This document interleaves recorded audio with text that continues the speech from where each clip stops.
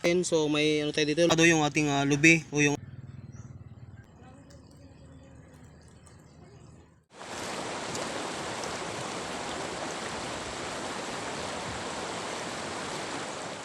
Good morning mga kabsat. Bali andito na tayo sa bundok ngayon. Bali yung gagawin namin ngayon dito mga kabsat ay kukuha po kami ng ano, yung tinatawag namin na lubi o sa Ilocano po ay apaleng. So ngayon mga kabsat ay susubukan natin maghanap dito kung may makukuha tayo, at pag makakuha tayo mga kabsat ay doon natin sa bahay lulutuin. So ngayon mga kabsat ay kasama ko si Rizom, yung anak kong lalaki. So yun mga kabsat, maghanap na tayo at baka sakaling may makuha tayo. So samahan nyo kami mga kabsat, tara.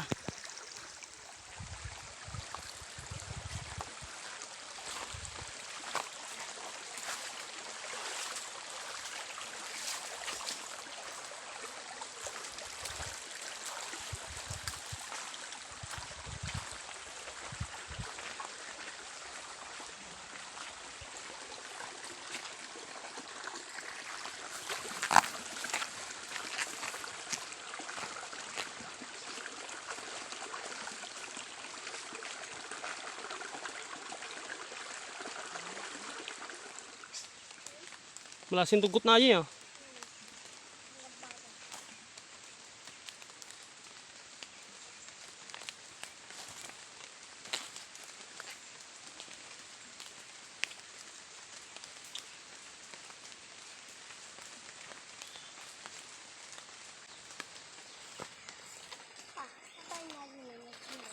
Ayun na. Ayun. Agad lang eh.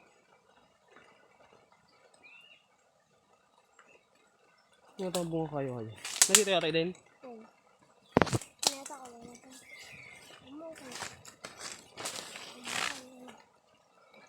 So ayan mga kabsat, bali nakakita tayo ng ano dito, alubi. So ganun po yung kukunin natin mga kabsat. Yan, saka yun. Kaso lang mga kabsat, yung pinakatalbos po yung kukunin natin. Maghanap pa tayo. So umuulan na. So ituloy na natin to mga kabsat kahit umuulan, para may makuha lang tayo.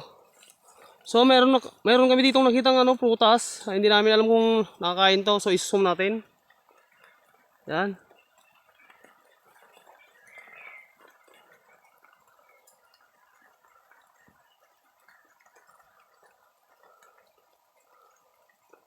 So maghanap pa tayo kung baka sakaling may makita tayo.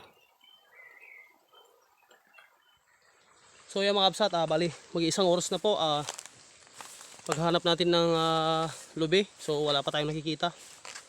So akyat tayo dito, baka sakaling meron.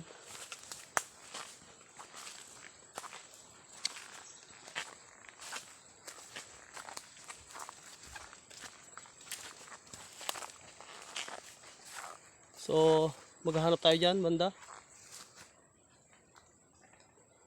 baka sakaling meron. Kaya pa? Kaya pa? Opo. So yan mga kabsat, bali sa isang oras nating paghanap, so may nakita na kami. So yun, namumula yung kanyang talbos.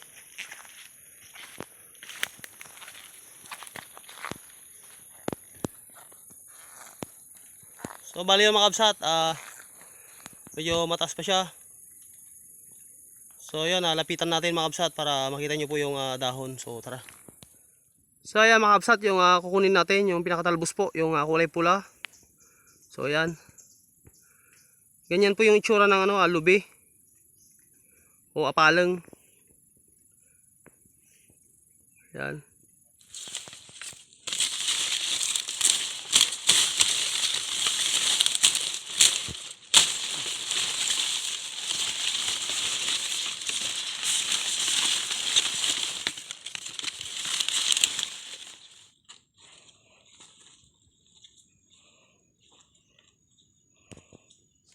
So ayan mga kabsat, bali nakakuha na tayo ng lubi. So isang piraso lang yung talbos. So ito po yung kukunin natin mga kabsat.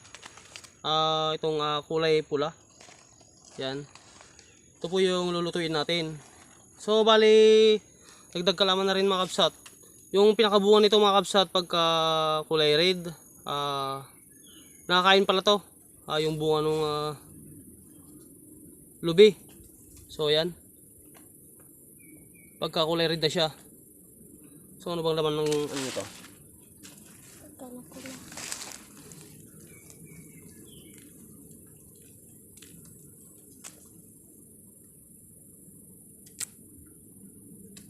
So ganito po yung itsura niya mga kabsat oh.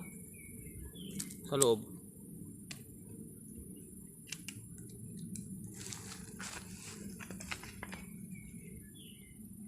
So ito siya. Parang ano din, parang tubag. So ito po yung itsura niya sa loob. Yan.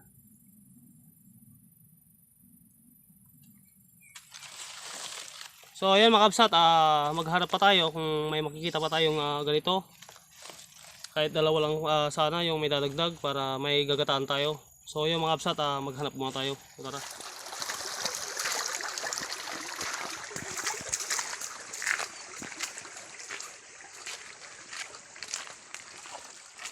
So ayan mga kabsat, bali isang talbos lang po yung nakuha natin. So hindi po kami pinalad. Kahit nakakuha man lang sana ng kahit tatlong ganito karami. So okay na to mga kabsat.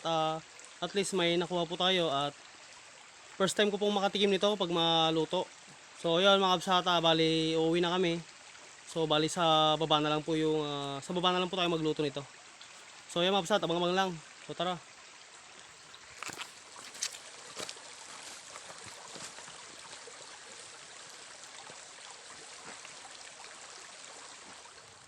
So yan mga kabsat, dito na tayo sa bahay. So ito na po yung nakuha nating na lube o yung apaleng.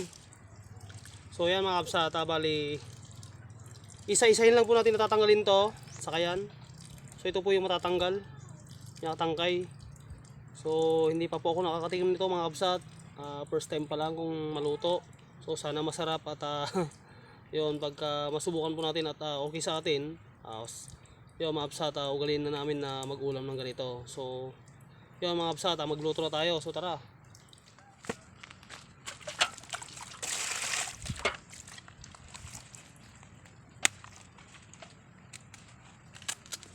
Tasin raw. Ha?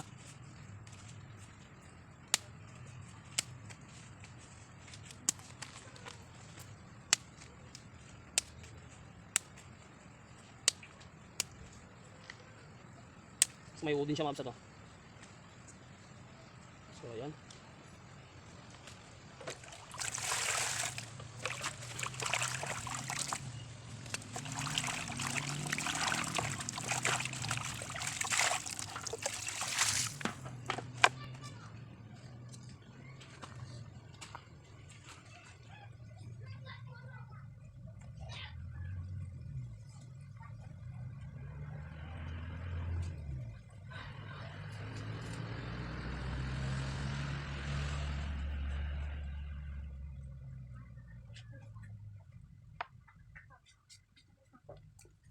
So ayan mga kabsat, ganito lang po yung kunin natin yan. So bali tatapon po natin yan.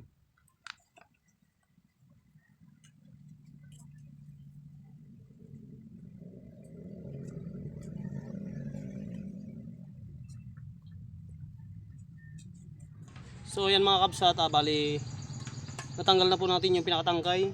So ito po yung natanggal natin, tangkay. Bali ito po yung i-chop natin. So hihiwain po natin yan. Saka natin gagataan. So tara mga kabsat, hiwain muna natin saka natin lulutuin. So tara.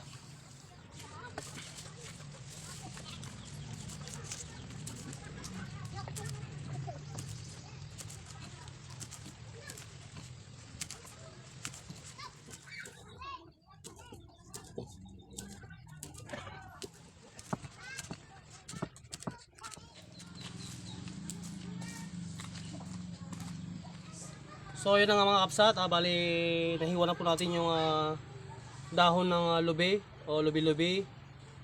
Ang tawag po namin dito mga kabsat sa Ilocano ay apaleng. So shout out nga pala mga kabsat dun sa mga kapatid nating Bicolano. So alam ko po na sa inyo po nang galing yung recipe na ito. So susubukan po namin dahil di pa po kami nakatikim nito, dahon ng lubi at napakarami po ng lubi dito sa amin dito sa bundok ng Carballo. So yun mga kabsat, magluluto na kami. So tara. Okay. So sabi. Okay. Okay. Yan. Yan. Yan mga yan. Okay.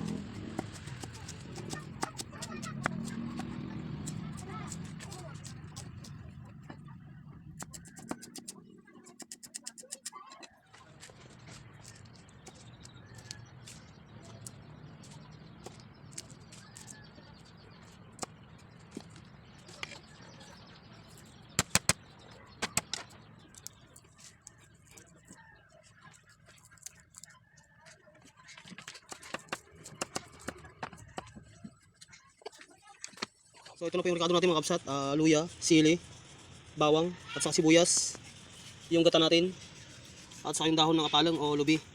So yun mga kabsat, magluto na tayo. Tara.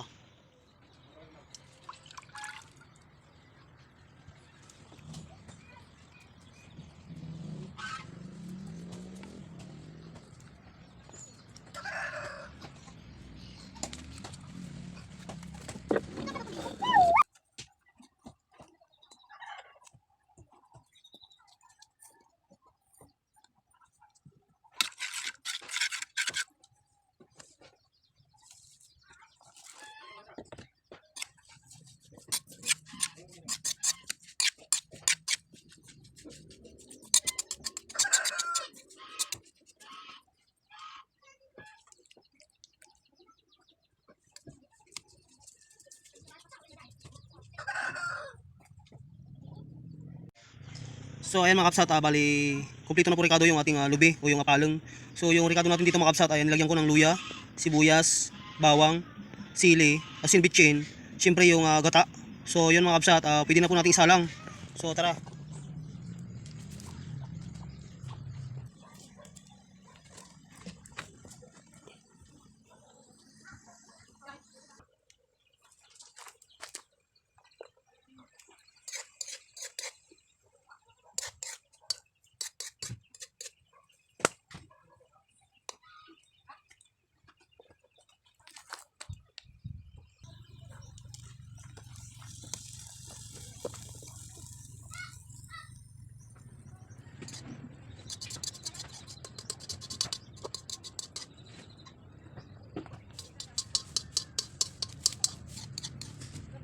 Yan, nagsarap.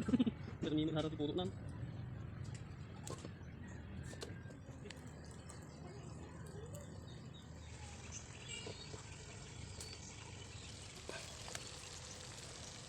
So ayan mga kabsat, bali luto na yung ating ginataang lubi o apalang. So first time kong magluto nito mga kabsat. So tuyo na siya, okay na po to. So titikman natin kung anong lasa ng lubi. So ayan. So ayan mga kabsat, hangin natin. Okay. Buksan natin yung ginataan na apalang. So ayan.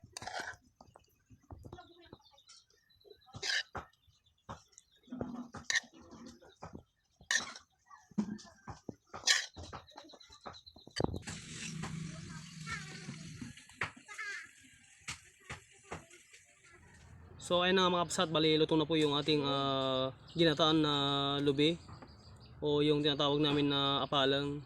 So yun mga kapsat, first time ko pong makatikim nito at saka yung mga taga dito na Ilocano, so bihira lang po, maliban na lang po siguro yung mga nakatikim na nito dun sa Bicol. So shout out nga pala dun sa mga kapatid natin na Bicolano. So sa inyo po nanggaling yung recipe na to, lubi o apalang. So ayun mga kabsat, titikman natin yung sarili nating luto. Okay, so sana ay okay siya pagkaluto nito. So masasanay tayo dito mga kabsat pag natikman natin na masarap. So uugalin na rin namin na magluto nito. So ayan.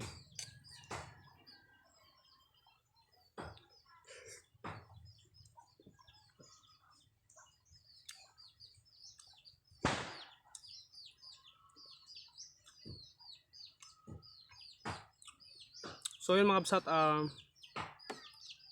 magkasing hawig po sila sa lasa nung gabi. So dahon po ng gabi, so hindi po sila magkalayo. So yan, okay naman. So yan mga kabsat, masarap siya. Lalo siguro itong mga kabsat pag may o kaya karne. Siguro mga ganyan.